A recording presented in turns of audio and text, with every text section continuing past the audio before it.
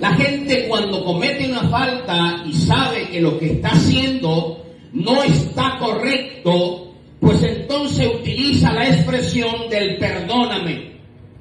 Pero vuelvo a repetir, cuando esa persona tiene principio. Porque una gente que no tenga principios ni formación, creerá que el tiempo anulará las cosas que él afectó con algo que hizo o con algo que dijo.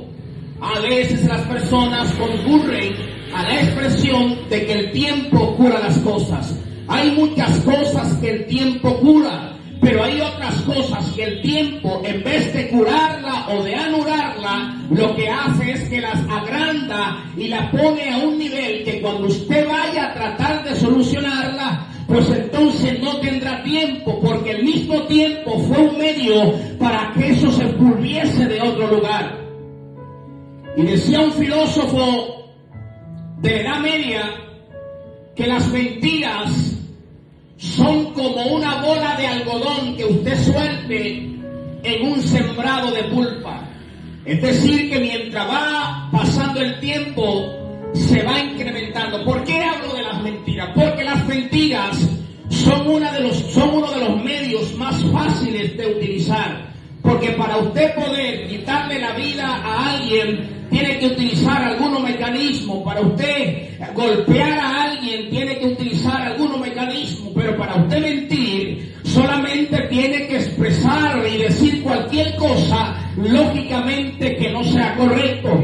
Ahora, yo he leído acerca de un ambiente un poquito extraño con respecto al tema que queremos tratar. Y es que Cristo le está enseñando a sus discípulos acerca de los testigos. Cristo le está diciendo, miren, cuando alguien cometa una falta en tu contra, no lo acuses solo, porque entonces él tendrá cómo defenderse. Cuando tú vayas a corregir a alguien, lleva un testigo, porque la ley de los testigos demuestra la veracidad de las cosas. Para este tiempo tal vez no funcione así, pero la ley de los testigos para los tiempos de Cristo tenía mucha efectividad, porque las personas eran más transparentes, las personas eran más sinceras, las personas tenían más principio y sabían que el mentir o levantar un falso testimonio contra alguien no era lo correcto. Por eso es que él le dice, vayan con alguien para que haya testigo, pero si ese se niega, busca 2 testigos más.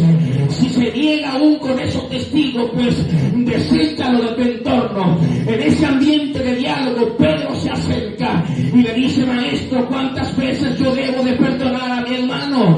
¿Tengo que perdonarlo 7 veces? Y Cristo le dice, Pedro, no solo para Pedro, sino para todos los que estaban, yo no te digo que lo hagas 7 veces, sino que lo hagas 70 veces 7. Si nosotros utilizamos la ley de la multiplicación o la ley de la suma, el 70 elevada a la potencia del 7, a usted le va a dar 143 millones de veces. Si utiliza la ley de la suma, usted se va a dar cuenta que 7 por 70 son 470. Cristo le está diciendo a Pedro, a través de la expresión matemática, que él necesita por un día perdonar a su hermano 470 veces. Es algo casi imposible, porque ningún ser humano que tenga 2 dedos de frente, como decimos nosotros, va a cometer 470 veces el mismo error o de manera diferente para que yo tenga que perdonarlo. Cristo lo que está diciendo de manera radical, tú necesitas perdonar a aquel que te ofenda de manera indefinida. Aquel que te ofende, tú tienes que perdonarlo de una forma que no tenga dependencia de él, porque cuando tú perdones, sobre ti y de ti se irá el mal. La filosofía griega, representada por Aristóteles, en una de sus reuniones se le pregunta a Aristóteles, ¿para ti qué es el perdonar?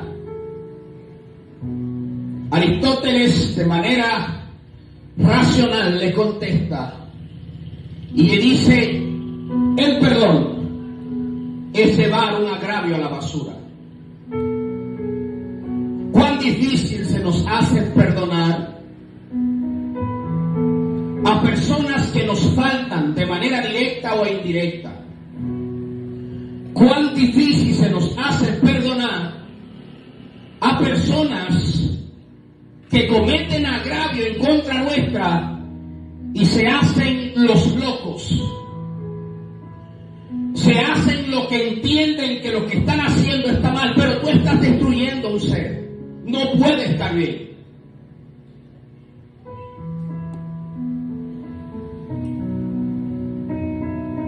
Predicador, pero entonces, cuando alguien me falta que yo le perdono, ¿qué debo de hacer si él continúa con ese hábito?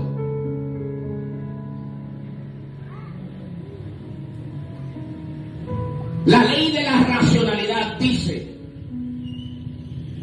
que el hombre está expuesto a perdonar y debería llevar el agravio a la basura.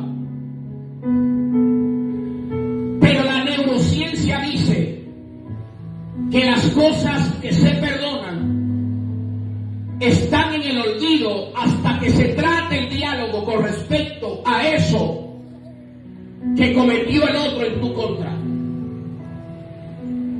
Es decir, que cuando alguien te falta y tú le perdonas, si se vuelve a tratar ese tema, te vuelves a acordar de esa falta que alguien cometió en tu contra. Nosotros debemos perdonar, pero hay un tema de que a veces perdonamos, pero no olvidamos. Y es correcto perdonar, pero no olvidar. Ahora, lo correcto no es que usted perdone y constantemente injurie acerca de eso que usted perdonó. Si usted perdonó con ese fin de injuriar y de tener una expectativa de venganza con respecto a una falta, usted no perdonó, usted utilizó la expresión para salir de la presión momentánea, porque cuando usted perdona de corazón, usted no carga con esa cosa encima de usted no lleva ese peso, usted no lleva esa calidad de apropiación que le está comiendo por dentro. Por eso es que cuando Juan le escribe a una de las iglesias en el capítulo 3 del libro de Apocalipsis, le dice: ustedes tienen el espíritu de que están vivos, pero su realidad es que están muertos. ¿Pero por qué? Porque a veces perdonamos por arribita y queremos que la gente crea que nosotros le perdonamos, pero todavía tenemos esa rencilla dentro. Todo aquel que tenga la rencilla de aquello que perdonó, pues aún no ha perdonado. Y la cosa que tú no perdones, te van comiendo la vida como una termita. Tú ves un palo bien frondoso, tú ves un palo bien bonito, pero cuando te le acerques, te vas a dar cuenta que está podrido, porque se lo comieron por dentro. Y así mismo es el perdón. Y me gusta quien hace la pregunta, porque quien hace la pregunta es el segundo ser dentro del ciclo de los discípulos que luego necesita ese perdón. Fíjese que Pedro, después de Judas, son los que cometen agravio directo hacia Cristo. Y Cristo, sabiendo de los diálogos que tuvo con Pedro, le dijo: Pedro, yo te aseguro que antes que el sonido que se conoce como el sonido del gallo en la madrugada, aproximadamente a las 3, tú me vas a negar 3 veces. Pero yo he rogado a Dios, porque me han pedido zarandear tu alma como el trigo.